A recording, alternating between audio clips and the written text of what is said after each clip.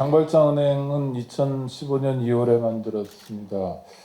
한 달에 한 번쯤 심사를 했는데 114번을 했고요. 홍사 선생님은 한 107번 정도 참석하셨습니다. 불란서 갔다 오실 때도 일정을 미리 맞춰서 오셨고요. 근데 최근 몇 달은 못 오셨습니다. 심사는 대체로 3시간 정도 걸립니다. 사람들이 장발장은행에 돈 끄겠다고 신청서를 내는데요. 신청서에 담긴 내용은 어떤 범죄를 저질렀다라는 내용과 함께 돈을 꾸어야 될 까닭이었습니다. 수많은 고통이 그 속에서 아우성치고 있었습니다. 대한민국 국민들은 정말 예전부터 후속 세대에게 너 나중에 크면 절대로 친구 사이에 형제 사이에 땡땡하지 마. 땡땡이 뭐죠? 돈 빌려주지 마. 하나밖에 없는 형제에게, 몇 안 되는 친구들에게 돈 빌려주지 말라고 가르칩니다. 가난하면 온갖 관계가 다 단절됩니다. 그래서 벌금을 내지 못하면 감옥에 가는데도 불구하고 단돈 100만 원, 200만 원도 내지 못해, 마련하지 못해서 감옥에 가는 사람이 너무 많습니다. 특히 윤석열 정권 들어서 많아졌습니다. 2021년에 2만 1,000명이었는데요. 벌금 내지 못해서 감옥에 가는 사람이 22년엔 2만 5천 명으로 늘었고요. 5월 달부터 집권했죠. 2023년에 5만 명으로 늘었습니다. 5만 명이나 되는 사람들이 불과 200만을 마련하지 못해서 감옥에 갑니다. 감옥에 가면 낙인 찍히는 건 물론이고요. 생계도 박탈당하고요. 가정도 파괴됩니다. 한부모 가정의 엄마 아빠가 아이를 기르다가 감옥에 끌려가면 그 아이는 그래도 보육원에 보내줍니다. 고맙죠? 그러나 어르신을 모시는, 혼자 모셔야 되는 사람이 감옥에 가게 되면 그 어르신은 그대로 방치됩니다. 홍사 선생님 끊임없이 약간 대책 없이 돈을 좀 더 빌려주자. 특히 애달게 생각하는 경우는 젊은이들이 감옥 가는 경우였습니다. 범죄니까 뭐 되게 심각한 거라고 생각하시는 분들이 있겠지만 벌금형을 선고받았다는 건 애초에 감옥 가지 않아도 될 만큼의 가벼운 범죄입니다.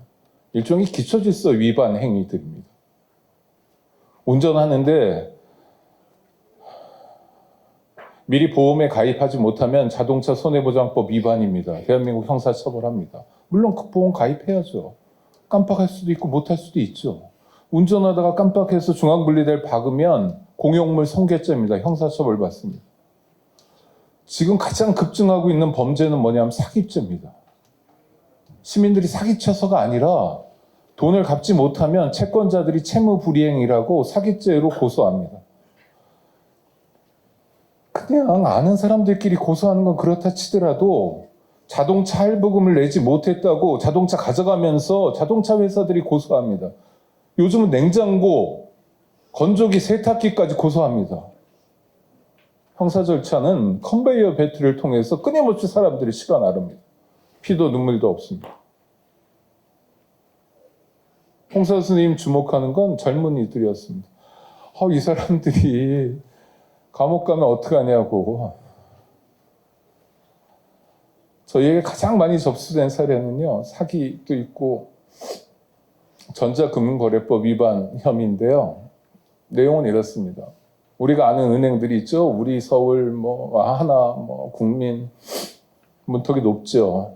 돈을 빌릴 수 없습니다. 아무런 방법이 없어요. 그런데 그래서 좌절하고 있을 때 문자가 하나 옵니다. 어이구, KB 무슨 서울은행인데 당신 대출이 가능할 테니까 일로 연락하라고. 연락하면 당신이 대출이 될 수 있을 것 같은데 당신의 신용도를 보기 위해서 당신 통장을 보내면 좋겠다라고 하면 절박한 상황에 놓인 사람들은 통장을 보내줍니다. 그 통장이 범죄에 쓰이죠. 대포 통장으로. 대포 통장을 쓴 진짜 범죄자들은 검거되는 일이 별로 없습니다. 대포 통장을 제공한 사람이 실명이 나오기 때문에 검거됩니다. 전자금융거래법 위반으로 많은 사람들이 형사처벌을 받고 있는데요. 그들의 죄를 단죄하는 약식 명령의 판결문에 판사들이, 검사들이 뭐라고 쓰냐면 지금 얘기를 그대로 써요. 대출해달라는 미끼에 속아가지고 통장을 보냈으나 범죄다라는 거죠. 대한민국 피도 눈물도 없습니다. 저는 홍사 스님 여러 가지로 먹가칠하기도 하고 부드럽기도 하고 그랬는데 홍사 스님에게 많이 배웠던 건 늘 어디에 있어야 될지를 고민하는 거라고 생각했습니다. 많은 운동하는 사람들이 있고요. 진보정당이 의석은 못 얻지만 하여튼 진보정당의 20년 역사도 있고 진보 언론도 있고 그런데요. 어느 틈엔가 누구에게 말도 못하는 그런 존재가 있는지도 모르는 사람들이 심지어 운동권과도 심지어 진보와도 너무 먼 사이가 되어버렸습니다. 송파 세모녀처럼 아주 극단적으로 아주 이례적으로 죽지 않으면 들여다보지도 않는 존재가 되었습니다. 장발장은행 온통 그런 사람들이었습니다. 그런 의미에서 우리 진보운동은, 우리 운동권은 귀한 분을 잃었습니다. 원통합니다.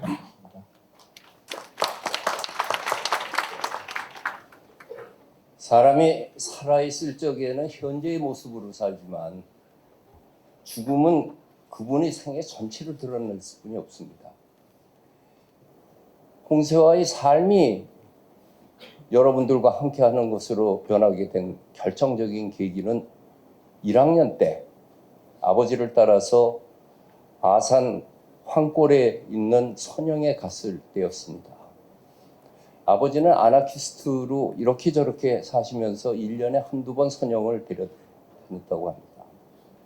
근데 그동안 아무 말도 없던 동네 사람들이 남양홍 씨 집안에 대부되는 분이 홍세화에게 그동안 6.25 동란 때 황골에 있었던 양민 학살에 대해서 쭉 이야기를 해주면서 네 어머니와 너 동생 같이 끌려가서 죽음의 직전에 누가 저 사람들은 빨갱이 아니다라고 해줘서 살아난 것이 너라고 하는 것을 이야기하면서 쭉 얘기했대요. 홍세화 선생은 그때 문장 어른이 왜 나한테 이야기를 했는지 잘 모르겠지만 서울대학 교복을 입고 있으니까 지식인으로서 넌 이걸 알아야 할 것이다 라고 한 것으로 이야기를 했답니다. 홍세화 선생은 계속 몰랐다면 그냥 얼렁뚱땅 대학 졸업을 하고 세상에 무관심한 채 편하게 살았을 거라고 그랬습니다. 그랬는데 그날부터 내 방황은 시작되었다. 대학을 다니기 싫었다. 낙제를 했고 결국 자퇴를 했다. 몸이 받아들이지 않아서 술은 안 먹는 대신 담배를 하루에 3갑을 피웠다. 모든 말들이 엉터리 수작처럼 들렸고 가장 싫어하는 소리는 라디오에 나오는 아나운서의 청아한 목소리였다. 그 누구하고도 말을 섞기 싫어서 물을 한 모금 입에 물고 다녔다. 오직 음악에 몰두했다. 제가 박일선 씨한테 당신 남편 누구하고 반말하는 거 봤느냐. 어린 후배도 존댓말 하잖아요. 부인한테도 경어를 쓰잖아요. 오직 반말하는 거는 난민전 전사 박성률하고 나하고 둘뿐입니다. 그럼 나는 본래 천성이 누구한테 존댓말을 하는 일이 없기 때문에 그냥 나보다 나이가 1살 반 많은데 그 만나는 순간부터 반말을 해서 여태까지 살았어요. 근데 사실 내가 학년이 2년 위니까 조금 내가 손해본 부분이 있습니다. 이 홍세화를 99년 다시 데려올 때 제가 파리로 가서 설득한 거는 박일선 여사였습니다. 그분 입장을 생각해 보세요. 벌써 망명 생활 20년이 지났잖아요. 애들은 파리에서 교육시키면 되잖아요. 서울 가야 직장도 뚜렷한 게 없잖아요.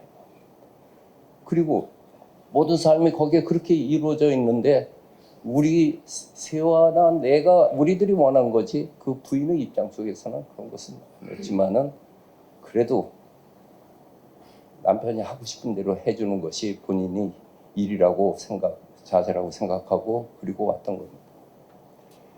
망명생활 20년을 우리는 다는 이해하지 못할 겁니다. 95년에 파리의 택시 운전수가 나오고 96년에 일본어판이 나옵니다. 그때 홍세화는 꼬레를 제외한 모든 나라를 가는 여권을 갖고 있기 때문에 일본은 와도 한국은 올 수가 없었어요. 그래서 일본까지 와갖고 한국을 기다리는데 식당에 가서 밥 먹고 구두끈을 매는데 한없이 눈물이 흘렀어요. 한국에 오지 못했던 거예요. 그 구두끈을 매는 순간에 그 고국이 그렇게 생각할 때입니다. 그리고 밖에 나와서 논을 보면서 논에서 뒹굴면서 사진을 찍고 그렇게 좋아했답니다. 고국에 대한 그 그리움과 사랑을 느꼈죠. 내가 파리에 데리러 갔을 적에 파리의 택시 운전수에게 나한테 좋은 곳 관광 안내 한번 해보라고 했더니 오베르에 있는 반고흐 무덤을 데려갔어요. 그때 저희 처하고 같이 갔습니다. 또 여자를 설득한 데는 여자가 더 유리하기 때문에 내외간에 친하게 지냈으니까 그렇게 했죠. 그리고 99년 귀국해가지고 너 어디 가고 싶냐? 그랬더니 파리에 없어서 그런지 산과 절이 보고 싶다고 그래요. 그래서 제가 영남대 박물관장으로 있으면서 초청 강연회를 열고 가까이 있는 우문사에서 하루 지었습니다. 아침에 일어나서 그래 절집에서 자보니 어떠냐 그랬더니 아침에 일어나서 뒷간에 재래식 뒷간에 절집 뒷간에서 일을 보는데 모기가 날라와 발등을 무는 게 얼마나 다정스러웠는지 자기의 건드리지 않았었다고 그럽니다. 그리고 지리산 가고 싶다고 해서 달궁에 갔어요. 부부가 노래를 잘 부르니까 거기서 노래 한 곡 하라고 했더니 산 넘어 산 그 넘어 또 산 천하를 아래를 그렇게 부릅니다. 나는 그 노래가 그렇게 서러운 노래인지 몰랐습니다. 그리고 그 이후의 삶은 여러분들이 아시는 바와 같이 올곧은 진보적 지성의 표상으로 살았고 소외된 사람들의 진정한 벗이고 운동가로서 살았던 홍세화입니다. 잘 살다 가는 분입니다. 감사합니다. Je vous dirai où nous étions amis, en ce temps-là, la vie était plus belle. Et le soleil plus brillant qu'aujourd'hui. Les feuilles mortes se ramassent dans la terre. Tu vois, tu n'es pas oublié. Les feuilles mortes se ramassent dans la terre. Et les souvenirs et les regrets aussi. Et le vent du nord les emporte dans la nuit froide de l'oubli. Tu vois, tu n'es pas oublié. La chanson que tu me chantes. C'est une chanson qui me ressemble. Toi tu m'aimais et je t'aimais. Nous vivions tous les deux ensemble. Toi qui m'aimais, moi qui t'aimais, mais la vie sépare ceux qui s'aiment tout doucement, sans feu de bruit. Et la mer va sécher le sable, les pas des hommes déjeunis.